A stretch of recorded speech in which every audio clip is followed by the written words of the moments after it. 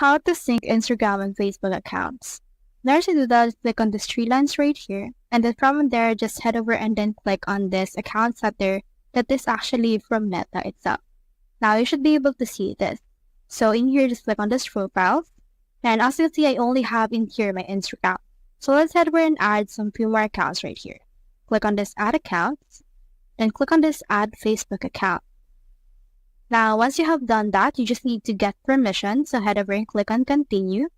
And then you can see in here some accounts from the account center itself. So head over and click on continue in here.